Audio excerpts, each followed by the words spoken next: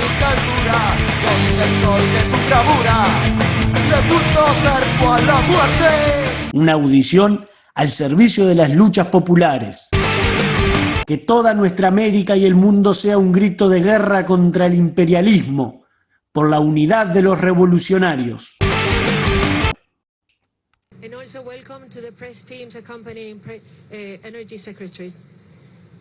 Hemos recibido al secretario de Energía, Wright, con su equipo. Queremos darle la bienvenida, agradecerles y bueno, hemos tenido una agenda de trabajo con puntos focales importantes. We have today welcomed Secretary Wright today and his team, and we have worked on very, very important points. El primer punto es el establecimiento de una asociación productiva a largo tiempo. The main point, the first point, is the establishment of partnership that will stand for a long time. Que permita una agenda energética que se convierta en motor de la relación bilateral y que esa agenda energética sea productiva, efectiva, que sea beneficiosa para ambos países, que sea complementaria. The first point is the establishment of an energy agenda that will be the base for the future partnership. An agenda that will allow us to work complementarily, that will allow us to work together. Sobre todo beneficioso para ambos países, para ambos pueblos, para el pueblo de los Estados Unidos, para el pueblo de Venezuela, y que esa relación y agenda energética pueda avanzar sin dificultades y sin contratiempos. The number one, we just had a great conversation today, and she's a terrific person. I mean, she's somebody that we've worked with very well. Marco Rubio is dealing with her. I dealt with her this morning. We had a long call. We discussed a lot of things, and I think we're getting along very well with Venezuela. Yeah. Buenas oyentes de Voces de Lucha. En este programa vamos a comenzar a analizar la situación internacional con la cual nos encontramos a principios de este año 2026. Una realidad internacional que ha comenzado marcada por el aumento de los niveles de violencia imperialista contra los pueblos, en particular, pero no solamente, contra los pueblos de América Latina. El año comienza el 3 de enero con el ataque militar por parte de Estados Unidos sobre Venezuela, un ataque en el cual se bombardearon varios objetivos militares y civiles del país, provocando un centenar de muertos, pero donde lo que más resaltó fue el secuestro del presidente de ese país, Nicolás Maduro, quien fuera llevado detenido a Estados Unidos y mostrado ante las cámaras como un trofeo, como un tratado, como un preso común, sometido totalmente a la jurisdicción del Poder Judicial de esa potencia imperialista hegemónica hasta ahora. Como decíamos, esto es un salto constituye un salto de calidad claramente en los niveles de agresión del imperialismo norteamericano sobre los pueblos de nuestra América. Esta situación, para encontrar algo similar, deberíamos retrotraernos a lo que fue la invasión de Panamá a fines de 1989,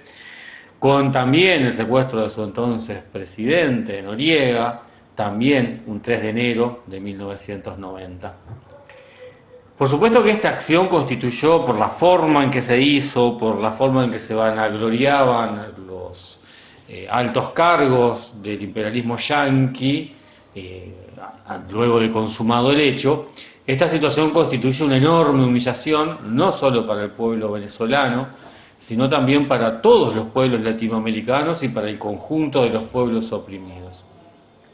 La burguesía imperialista demuestra una vez más que no se ata nunca a una sola forma de lucha, a una sola forma de ejercer su dominio sobre el conjunto de la humanidad,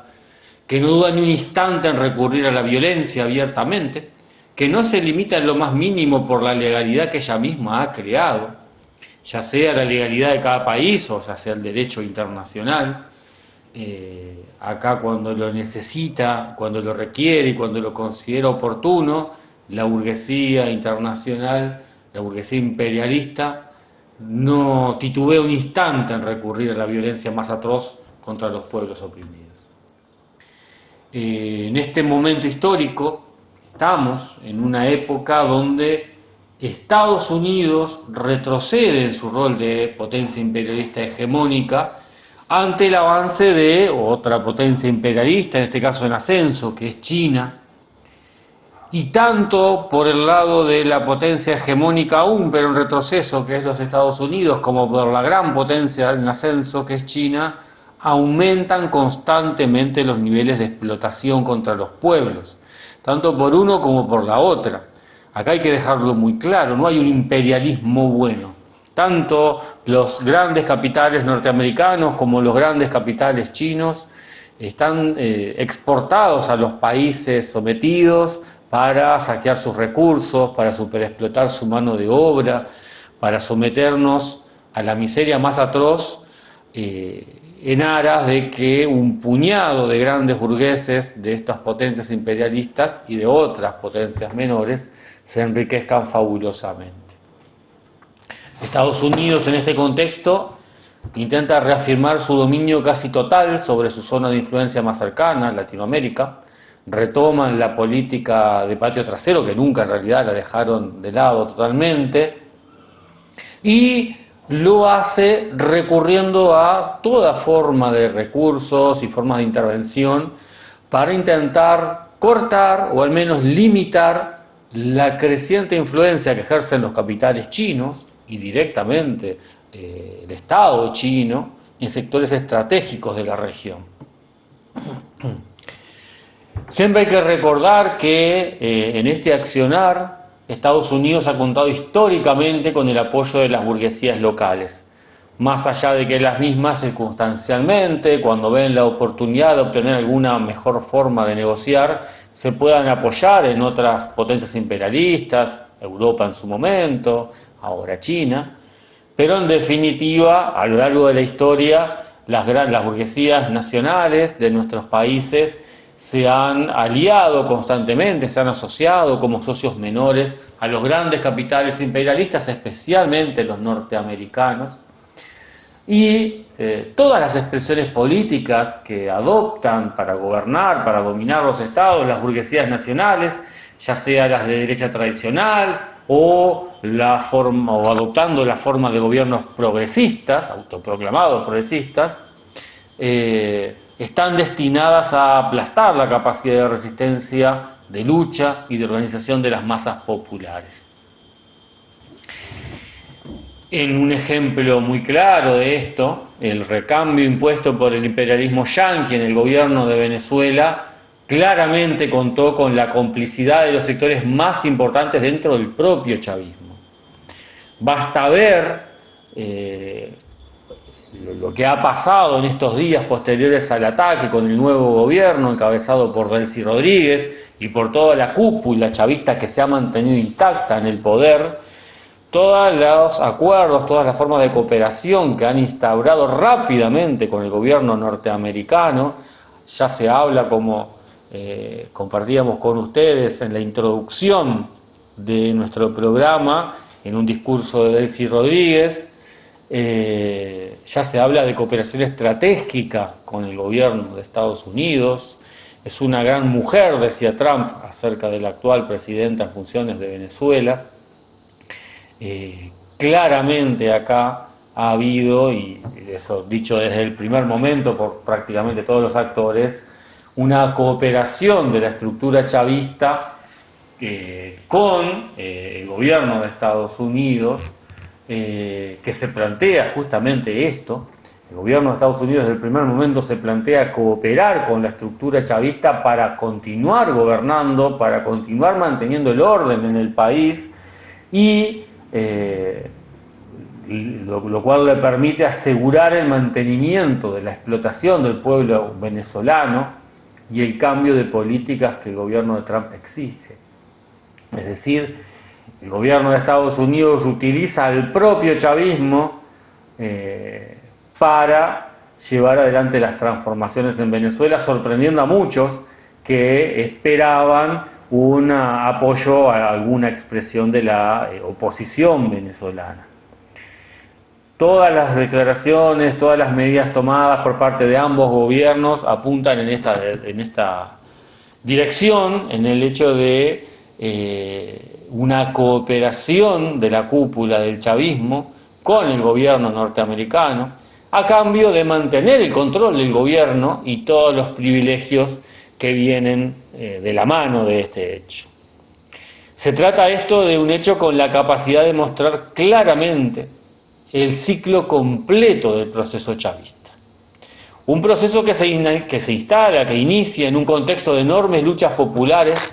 no para impulsarlas y llevarlas a romper el sometimiento del imperialismo, sino para reencauzarlas dentro de los límites que el capitalismo tolera. Un proceso chavista que se apoyó, igual que el conjunto de los procesos progresistas establecidos en nuestra región,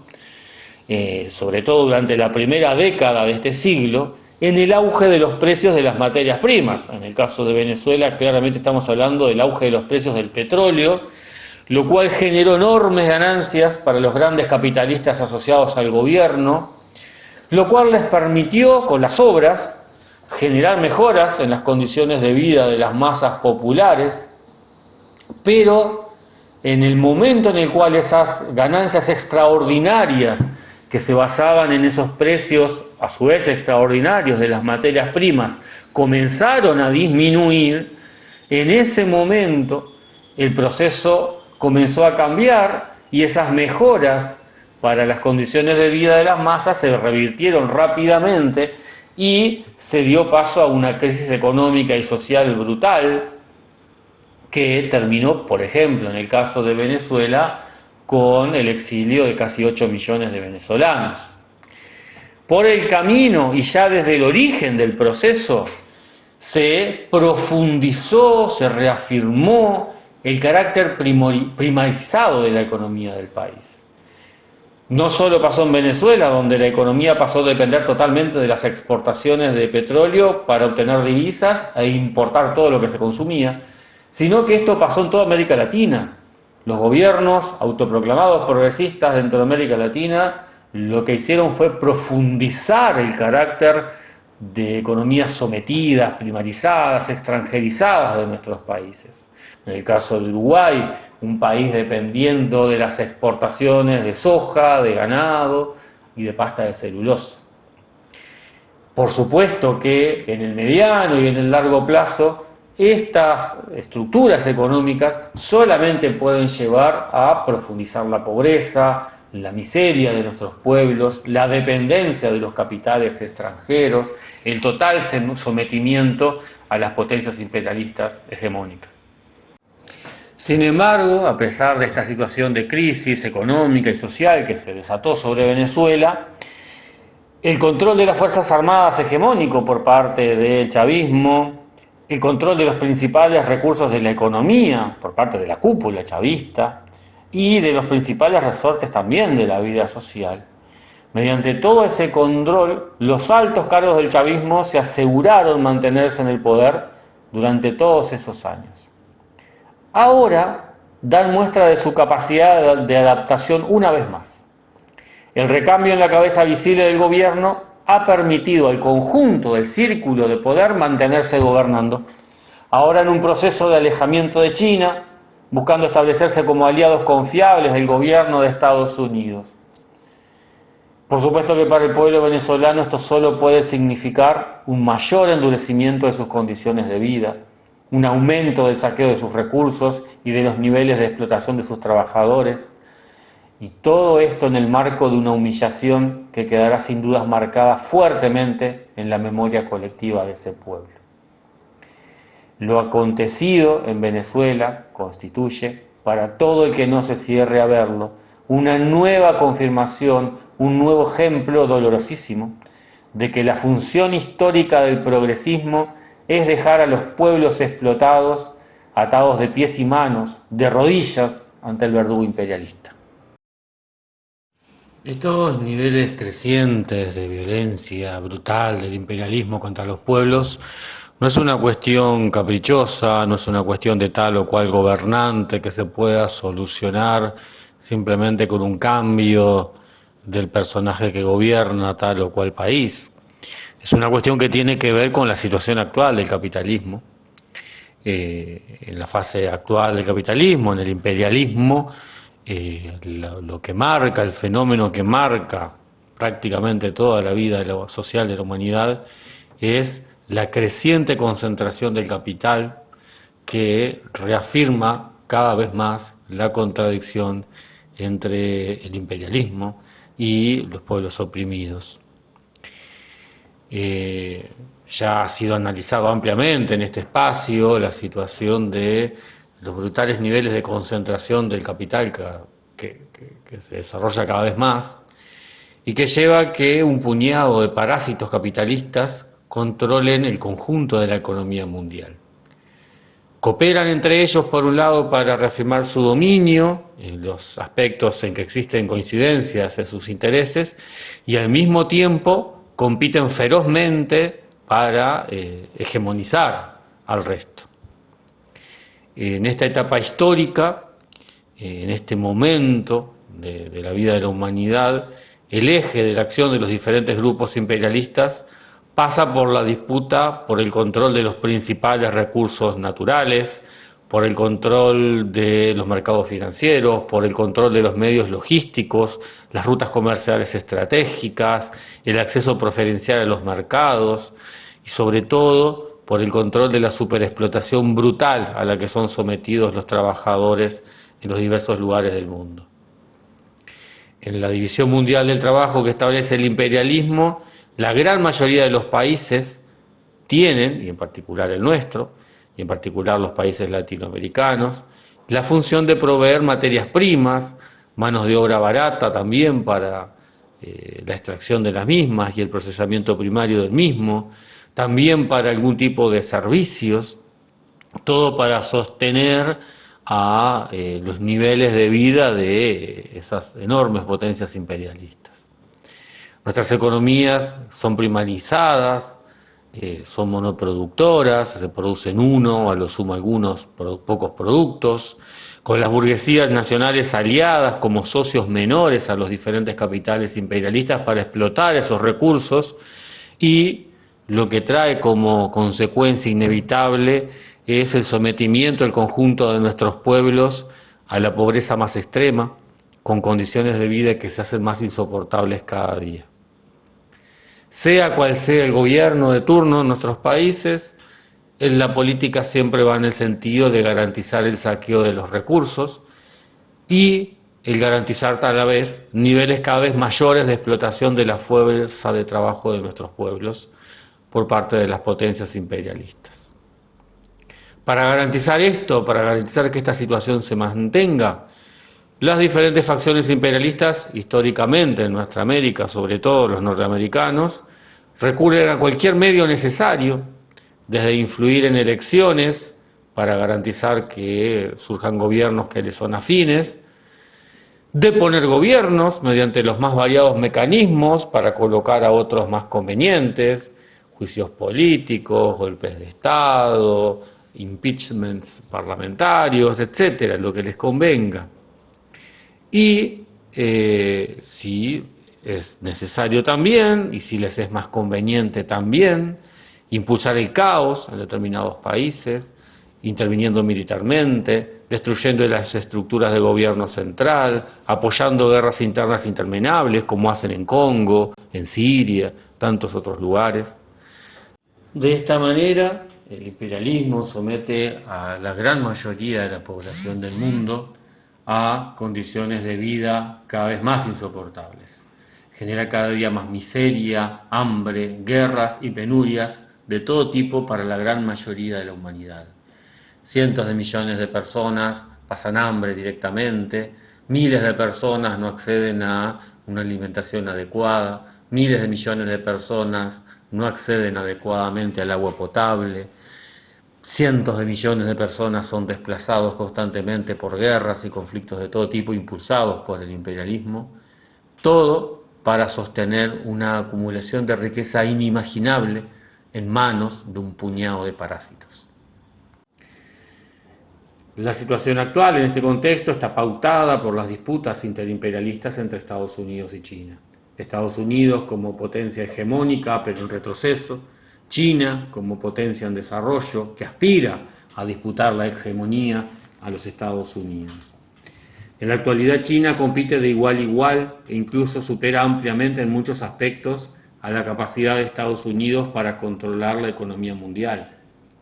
En lo que tiene que ver con la producción industrial, con el control de recursos naturales estratégicos, con los niveles de exportación de capitales, con el peso en el mercado financiero internacional, con la influencia económica y política sobre países en todas las zonas del mundo, con la generación de bloques de alianzas con potencias secundarias, las situaciones de Estados Unidos en retroceso y de China en ascenso. Ahora, este retroceso estratégico de Estados Unidos como potencia hegemónica, no hay que perder de vista que sigue siendo la potencia hegemónica, permite entender mejor el aumento de su agresividad. El gobierno norteamericano busca asegurar el control de recursos estratégicos, fuentes de energía, minerales estratégicos para la producción tecnológica, alimentos, el control de nodos logísticos y rutas comerciales. Por eso su apoyo incondicional al Estado sionista de Israel, uno de sus socios estratégicos en esa zona clave para el control de recursos energéticos y rutas comerciales como es el Medio Oriente. Por eso su interés en el Ártico, que lo ha llevado a enfrentarse abiertamente con sus propios socios de la OTAN por el control de Groenlandia. Por ejemplo, por eso sus intentos de acercarse a Rusia, tratando de generar un contrapeso a la enorme influencia de China en ese país, que posee enormes recursos naturales de todo tipo. Y por eso su interés de reforzar a toda costa su hegemonía en Latinoamérica, buscando eliminar, o al menos limitar al máximo posible, la influencia china en la región. Y en este contexto, un elemento no menor es la defensa a ultranza del rol del dólar como moneda de intercambio a nivel mundial. Es una cuestión vital esta para Estados Unidos y de la cual poco se ha hablado. Desde el final de la Segunda Guerra Mundial, en 1945, en un proceso que ha pasado por varias fases diferentes y que ha adoptado varias formas, Estados Unidos se ha asegurado que el resto del mundo utilice su moneda para la realización de todo tipo de transacciones comerciales.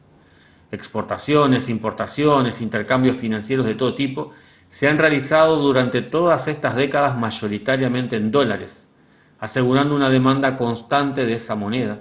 lo que le ha garantizado a los gobiernos estadounidenses la posibilidad de endeudarse casi sin límites, financiando el consumo interno y el gasto estatal, al mismo tiempo que les ha asegurado la posición de dominio sobre las economías de los demás países.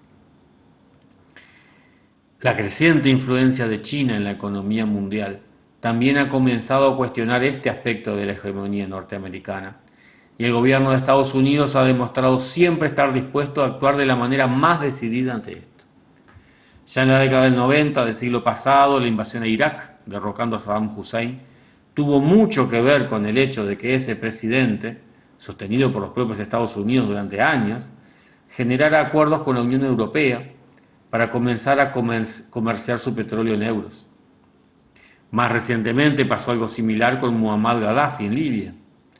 Estados Unidos está dispuesto a luchar de todas las formas necesarias para que los principales aspectos del comercio y las transacciones financieras a nivel internacional sigan realizándose en dólares. El golpe de Estado realizado en Venezuela por Estados Unidos, con la complicidad de la cúpula del chavismo, tiene muchísimo que ver con este tema. Durante los primeros años del chavismo, el gobierno de Venezuela estableció acuerdos con China para la realización de préstamos de ese país, poniendo como garantía de los mismos las exportaciones de petróleo venezolano.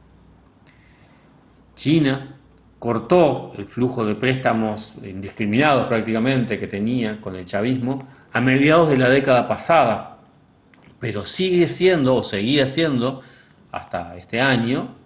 el principal comprador de petróleo, además del principal acreedor de Venezuela. El cambio de la cabeza visible del régimen chavista tiene como uno de los objetivos principales romper esa alianza con China. No es lo importante, no es lo fundamental para Estados Unidos asumir el control de la actual producción petrolera venezolana, que se encuentra en mínimos históricos y actualmente tiene poco peso en el mercado internacional, sino que el objetivo es garantizar el sometimiento estratégico de largo plazo entre Estados Unidos, mejor dicho, ante Estados Unidos, haciendo que las reservas petroleras venezolanas, que están entre las mayores del mundo, sirvan como respaldo al valor de la moneda de aquel país que las controla, es decir, Estados Unidos, es decir, como respaldo del dólar, como moneda de intercambio en ese comercio energético que es fundamental para la economía mundial. Obviamente que las disputas por la hegemonía entre las potencias imperialistas no se limita a las disputas económicas, sino que, como lo vimos a principios de año en Venezuela, como está pasando a punto de pasar en Irán, las disputas entre las grandes potencias imperialistas se extiende obviamente también al terreno militar. Pero lejos de estar ante una guerra abierta entre esas dos grandes potencias imperialistas, la disputa a nivel militar se establece en forma indirecta en terceros países, haciendo que también en este terreno lo peor de las disputas de rapiña interimperialistas recaigan sobre los países, sobre los pueblos más oprimidos, sobre la gran mayoría de la población mundial que vive en las condiciones de miseria más extrema. La agresión militar que realiza Estados Unidos contra Venezuela, el recambio de gobierno dispuesto por el gobierno de Trump con la complicidad de por lo menos el sector más poderoso del chavismo, tiene que entenderse en este contexto. También tiene que ver en este contexto la situación actual de Estados Unidos, que, como decíamos, no solamente afronta una etapa donde como potencia imperialista hegemónica a nivel mundial se encuentra en un proceso de cuestionamiento de su dominio por parte de China, sino que este proceso está vinculado con una situación interna que presenta una situación económica, social y política sumamente crítica. La situación a nivel interno en Estados Unidos se ha venido deteriorando desde hace décadas. Un proceso de deslocalización industrial, es decir, de traslado de la producción desde Estados Unidos mismo hacia países donde la explotación de la fuerza de trabajo era mucho más conveniente para los capitalistas yanquis, hizo que ciudades enteras, el corazón industrial norteamericano, tendiera a desaparecer, mientras que la gran burguesía imperialista yanqui disfrutaba de los beneficios de explotar la mano de obra de otros países, como China, como India, como México, etcétera, lo cual llevó a que la producción industrial interna en Estados Unidos disminuyera enormemente. Más de 91.000 plantas manufactureras cerraron en Estados Unidos desde fines de los años 90 del siglo pasado, hasta los años 2020 de este siglo. Esto, sumado a al aumento de los niveles de explotación de la fuerza de trabajo, llevó a que en la década de los 2000 se han perdido más de 5 millones de puestos de trabajo industriales en Estados Unidos. El peso de la industria manufacturera como porcentaje del PBI estadounidense se ha desplomado, y este hecho, el hecho de la desindustrialización del país, es un elemento central en el cuestionamiento a su poder como potencia hegemónica. La construcción del poder de Estados Unidos como potencia hegemónica durante el siglo XX se basó en el enorme desarrollo industrial que tuvo, lo cual le permitió a su burguesía la acumulación de capitales que luego le permitió extender su dominio al resto del mundo. Justamente esa base de sustentación es la que ha perdido Estados Unidos, y es por eso que su poder de influencia económico, su poder de intervenir directamente en las economías de otros países y a nivel de la economía mundial, es cuestionado por el enorme desarrollo y brutalmente acelerado desarrollo que ha tenido China. Este proceso ha generado enormes efectos económicos y sociales, fuertes retrocesos en la calidad de los empleos y en los salarios, lo que a su vez ha llevado a un enorme crecimiento del nivel de endeudamiento de la población para mantener ciertos niveles de consumo. En Estados Unidos hay decenas de millones de personas bajo los límites de la pobreza que establece el propio gobierno. Se habla de cerca de 40 millones, según cifras oficiales, de personas en Estados Unidos que están bajo la línea de la pobreza. Estimaciones de sindicatos o de organizaciones políticas de izquierda cifran esta cifra en niveles mucho más elevados y, a su vez, en una tendencia creciente de la misma. Todo el conjunto de los indicadores económicos y sociales muestran un retroceso en las condiciones de vida de las masas. Y es en este contexto que se dio el ascenso de la figura de Trump, quien ha ofrecido a quienes lo votan una explicación sencilla de los problemas que enfrentan, acompañada de supuestas soluciones sencillas. Ante el retroceso económico, ante el retroceso de las condiciones de vida de las masas, ofrece culpables a los que se podría atacar para recuperar lo perdido. Ante el proceso de desindustrialización, los culpables no sería la burguesía norteamericana, la misma base electoral de Trump, que aquellos que lo han llevado al poder, sino que serían los países que comercian con Estados Unidos y por lo tanto la solución sería ponerles aranceles. Ante el crecimiento del desempleo y el retroceso en la calidad del mismo y el nivel de los salarios, los culpables serían los inmigrantes, especialmente los latinoamericanos, y habría que echarlos. Ante el deterioro generalizado de la vida social, que tiene como una de sus expresiones más visibles el fenómeno de la drogadicción, los culpables serían los narcos latinoamericanos, nuevamente, y en particular algunos presidentes de algunos países que supuestamente querrían destruir Estados Unidos, y por supuesto la solución sería sacarlos del poder, bombardearlos y someterlos al poder del Estado norteamericano. Ahí entra claramente toda la pantomima que se armó en torno a la detención de Maduro, la necesidad de mostrarlo como un trofeo, sometido a la humillación pública, llevándolo ante los tribunales en Estados Unidos. Por supuesto que estas medidas que ha tomado el gobierno norteamericano no han resuelto ninguno de estos problemas, en todo caso los ha agravado e incluso ha generado otros problemas. Por ejemplo, las brutales acciones de las Fuerzas Armadas Federales, el famoso ICE, enmarcadas en la política contra inmigrantes ordenadas por el gobierno central, encabezado por Trump, en diversas ciudades y estados gobernados por demócratas. Ha habido varios casos muy resonados en las últimas semanas, han generado fuertes cruces políticos y pleitos judiciales, generando un ambiente político extremadamente agitado a nivel interno, en un año que es fundamental en la política norteamericana, porque es el de las elecciones legislativas, las elecciones de medio término, que se realizarán en este año, como decíamos. Hasta ahora, el gobierno de Trump, el gobierno republicano, cuenta con mayoría en ambas cámaras del Parlamento, lo cual le asegura una tranquilidad para llevar adelante sus políticas, por ejemplo, para justificar la acción en Venezuela, la acción militar en Venezuela, y el hecho de no haber pedido autorización ante el Congreso para llevar adelante ese acto de guerra. La iniciativa de los demócratas de plantear el tema de la formalidad de que no se había pedido autorización por parte del gobierno fue saldada simplemente con la mayoría republicana votando a favor del Ejecutivo de Trump. Y así con el conjunto de las políticas llevadas adelante por el Poder Ejecutivo.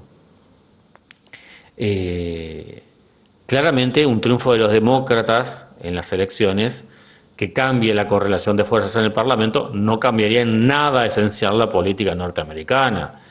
Es claro que los demócratas, por más que algunos sectores progres de Latinoamérica quieran presentarlos como algo distinto, como algo más de izquierda, han demostrado siempre a lo largo de toda su historia que son tan decididos como los republicanos en la defensa de los intereses de la gran burguesía yanqui, y no han dudado nunca en someter y atacar de todas las maneras a los pueblos oprimidos, en iniciar y mantener y profundizar guerras en todo el mundo con ese fin. Dicho esto, obviamente en la disputa por quienes van a tener los beneficios, con quienes van a gozar de los beneficios de administrar el Estado, que sigue siendo el de la potencia hegemónica a nivel mundial, hace que demócratas y republicanos aprovechen siempre cualquier oportunidad para avanzar en sus disputas electorales. En este sentido, claramente, una posible conquista de la mayoría, aunque sea en alguna de las cámaras del Parlamento por parte de los demócratas, es algo que Trump quiere evitar a toda costa. En este sentido, la necesidad de presentar ante sus votantes resultados concretos y espectaculares en por lo menos alguna de sus políticas es un elemento a tener muy en cuenta al analizar el secuestro de Maduro, el ataque a Venezuela y, como decíamos, el hecho de la exposición pública humillante a la cual fue sometido el presidente venezolano. En todo este contexto que hemos señalado, como decíamos, lo resaltable es que la atención del gobierno de Estados Unidos hacia nuestra región se ha vuelto más intensa y agresiva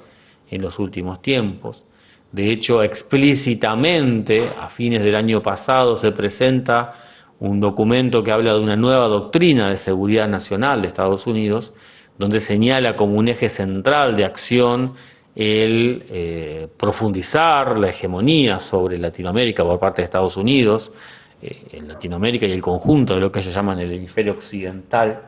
en la disputa contra estas otras potencias que cuestionan el dominio norteamericano. Hay varios hechos políticos que se han ido desarrollando en estos últimos meses que profundizan en este hecho. El hecho de que, por ejemplo, Marco Rubio sea designado como secretario de Estado, es decir, el encargado de las relaciones internacionales de los norteamericanos,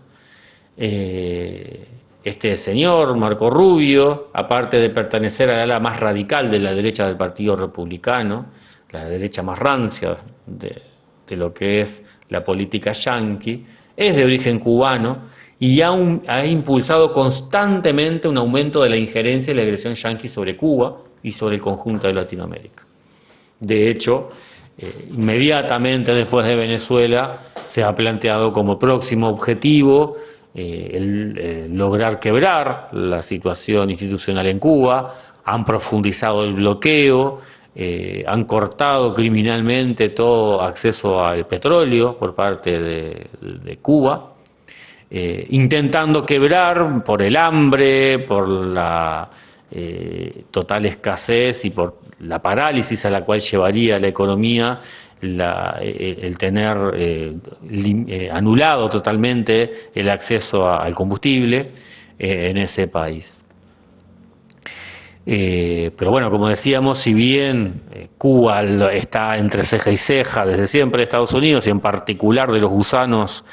que son los representantes de la burguesía, la vieja burguesía cubana exiliada en la época de la Revolución, de los cuales Marco Rubio es uno de los principales representantes, no se detiene en Cuba esta cuestión, sino que también estamos hablando de una política que se extiende a todo lo que es Latinoamérica.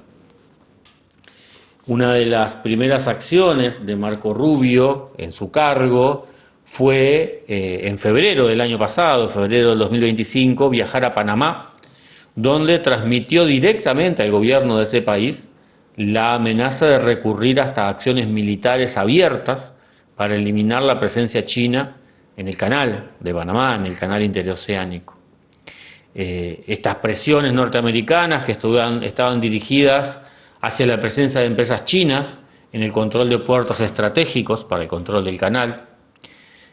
tuvieron como resultado que el gobierno de Panamá asumiera el compromiso de impulsar el traspaso de estos puertos al control de empresas norteamericanas. En este mismo sentido de asumir una injerencia abierta y directa sobre las políticas de los países latinoamericanos, el gobierno de Trump intervino explícitamente combinando amenazas y promesas en diferentes procesos electorales. Basta recordar lo que pasó en Argentina, donde condicionaba la entrega de un préstamo a la victoria de Milei en las elecciones de medio término de Argentina. lo que pasó en las elecciones presidenciales en Honduras, donde intervienen directamente también para apoyar a un candidato afín. Y como decíamos, en noviembre del 2025, el gobierno de Trump publica un documento donde se realiza una actualización de su doctrina de seguridad nacional, donde explícitamente sostiene la necesidad para ese país de controlar los recursos estratégicos latinoamericanos, reforzando su injerencia sobre esta zona. Se dice explícitamente que se busca retomar la doctrina Monroe, básicamente el hecho de que todo el continente americano, todo el hemisferio occidental está predestinado a ser dominado por los norteamericanos, por Estados Unidos. Y bueno, esto tiene que ver con el hecho de que se considera esta región una zona de influencia, el patio trasero de Estados Unidos, y que le otorgaría esta idea el derecho a enfrentar, a eliminar cualquier presencia de cualquier otra potencia imperialista en la zona. Y por el lado del agredido, por el lado de Venezuela, es fundamental tener en cuenta que el llamado socialismo del siglo XXI, del cual se hablaba en la primera década de este siglo, cuando Chávez estaba vivo y cuando era en el momento de bonanza del sistema, ya desde ese entonces ni siquiera por asomo se podría hablar de un proyecto socialista. Estábamos ante capitalismo puro y duro.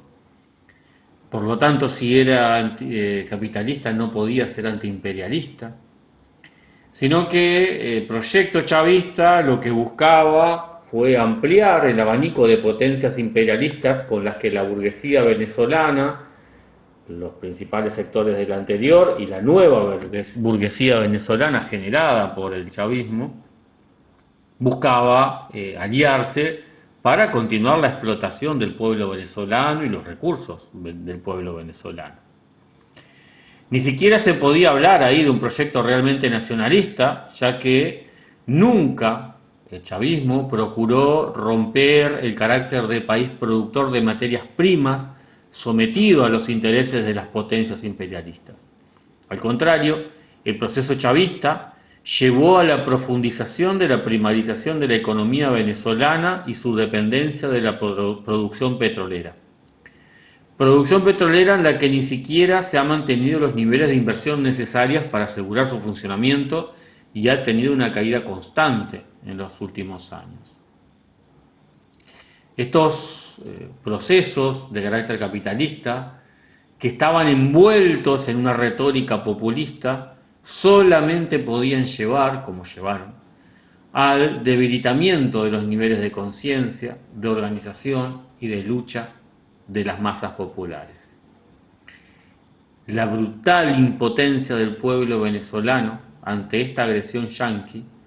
pero también la enorme debilidad demostrada por el conjunto de nuestros pueblos ante el avance de todo tipo de políticas antipopulares en la región en los últimos años,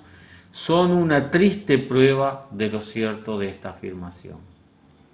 Lo que pasa en Venezuela no es un hecho aislado. La incapacidad del pueblo de responder ante la agresión imperialista de una manera decidida, la pasividad con la cual ha respondido al llamado del gobierno de mantenerse en calma y de no hacer nada mientras la cúpula chavista se acomodaba a la nueva situación, también encuentra su reflejo en toda nuestra América cuando los gobiernos llevan adelante políticas de todo tipo antipopular, reformas laborales, reformas represivas, represiones abiertas contra diferentes sectores populares, no logran encontrar por parte de las masas populares, hegemonizadas durante décadas ya por el reformismo, una respuesta adecuada. La situación, como decíamos, en Venezuela sentó en la época de bonanza económica, el hecho de profundizar la primarización de la economía, la dependencia de un único producto de exportación, como ha pasado en otros países, en otros momentos históricos, obviamente que sentó las bases para la fortísima crisis económica que comenzó a sufrir el país hace ya más de una década y que incluso comenzara a manifestarse antes de la muerte de Chávez, pero que bueno, se mostró en toda su crudeza durante el gobierno de Maduro. El dato tal vez que más claramente ilustra la magnitud de la crisis económica en que se sumió Venezuela de la mano del chavismo es la migración de casi 8 millones de venezolanos en los últimos años. Mientras pasaba esto, la élite chavista, Maduro, Cabello, los principales dirigentes civiles y militares del chavismo se convirtieron en multimillonarios, amasaron fortunas de cientos o incluso miles de millones de dólares que los fugaron y que los tienen guardados en sus cuentas en el exterior. La élite chavista y el resto de la burguesía venezolana afín al régimen utilizó el aparato estatal venezolano para apropiarse de cientos de miles de millones de dólares de la renta petrolera, mientras el conjunto de su pueblo se sumía en la miseria. Por supuesto que esta situación generó descontento y pérdida de popularidad del chavismo. Sin embargo, la debilidad de las sucesivas alternativas de derecha tradicional que fueron surgiendo, que nunca contaron con real apoyo de las masas, y la ausencia de una alternativa real por izquierda que enfrentara decididamente al chavismo sin caer en concesiones a la derecha tradicional, facilitó la tarea de la élite chavista para mantenerse en el poder. El control del enorme aparato represivo, que como se vio claramente es absolutamente inútil para defender la soberanía venezolana ante un ataque externo, ya que está, como los aparatos represivos de todos los países de nuestra región, destinado, diseñado, equipado y entrenado para reprimir a su propio pueblo, no para resistir una amenaza interna. Ha asegurado este sistema, ha asegurado este enorme aparato represivo, ha asegurado al chavismo su perpetuación en el poder más allá de los resultados electorales. Todos los principales resortes de la economía venezolana permanecen en manos de los dirigentes chavistas, en particular de los altos mandos militares, lo que obviamente es un factor importante en el mantenimiento de su lealtad al régimen, es decir, el mantenimiento de su lealtad a mantenerse en los cargos de poder, donde poder seguir expoliando al pueblo venezolano, aliándose con quien sea para mantener sus privilegios.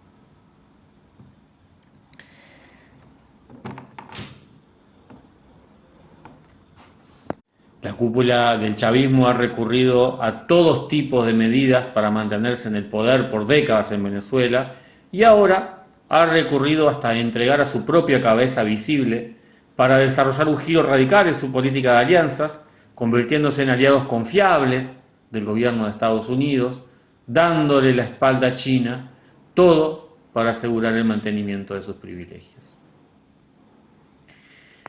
Como decíamos, este fenómeno del progresismo en Venezuela no fue un fenómeno aislado. Los gobiernos que se identifican de alguna u otra manera como progresistas tuvieron como máxima reacción ante la brutal agresión imperialista contra Venezuela la publicación de una declaración, donde lo que reivindican es el cumplimiento del derecho internacional y una solución pacífica del conflicto. Claro, acá están obviando un pequeño detalle: el hecho político que implicó el bombardeo de la capital de un país de la región y el secuestro de su presidente, llevado a Estados Unidos para ser exhibido como trofeo de guerra. Todo esto constituye claramente un acto de guerra contra Venezuela y demuestra a su vez que el derecho internacional no es más que una careta tras la cual se oculta la verdadera dominación imperialista sobre todos nuestros pueblos. Ante esta situación, un llamado a una solución pacífica, cuando la agresión imperialista ya se ha consumado como acto de guerra, eso es lisa y llanamente ridículo y solo puede hacerse para cumplir la formalidad de decir algo mínimamente crítico que cubra tímidamente el hecho de que todos los gobiernos de la región son cómplices del imperialismo que somete a nuestros pueblos. Dice Trump, ojo, claro, palabras. Dice Trump, ojo, claro, palabras tienen que ser seguidas de acciones. Fue un gran honor hablar con el presidente de Colombia, Gustavo Petro. Bueno, yo fui invitado a hablar con él y no dije que no, casi no llego en punto porque veníamos de afuera. Quien me llamó para explicar la situación de las drogas y otros desacuerdos que hemos tenido. Agradecí su llamada y su tono y espero reunirme con él próximamente. El secretario de Estado, Marco Rubio, y el ministro de Relaciones, la ministra de Relaciones Exteriores de Colombia, están realizando los arreglos necesarios. Le toca ir a Estados Unidos. El segmento que escuchábamos son declaraciones del presidente de Colombia, Petro, quien constituyó tal vez el ejemplo más triste de lo que es la reacción progresista de los gobiernos autoproclamados progresistas frente a la acción militar de Estados Unidos contra Venezuela. Petro, que desde hacía ya un tiempo, en el marco de su campaña electoral para las elecciones que se realizarán este año en Colombia también, había asumido una retórica confrontativa con el gobierno yanqui. Sin embargo, pocos días después de la agresión contra Venezuela, sale a decir públicamente que su visión sobre la situación de ese país no es muy diferente a la de Trump, y se muestra exultante, eufórico, él y sus seguidores, como se ve claramente en el video que compartíamos recién, se muestran eufóricos porque el presidente de Estados Unidos lo llamara y aceptara que fuera a la Casa Blanca a darle explicaciones. Esto es un clarísimo ejemplo de qué es lo que hace el progresismo para educar a nuestros pueblos, qué es la idea central, el aprendizaje central que pretende transmitir el progresismo a nuestros pueblos. Festejar que el amo imperialista les dé el privilegio de ir a arrodillarse personalmente frente a él. Esta concepción política que hegemoniza las organizaciones populares, los movimientos populares de toda nuestra América Latina, que impulsa el abandono de las posiciones de lucha con la retórica de la conciliación de clases, que actúa constantemente para encauzar la bronca y el descontento popular hacia las expectativas electorales dentro de la institucionalidad burguesa,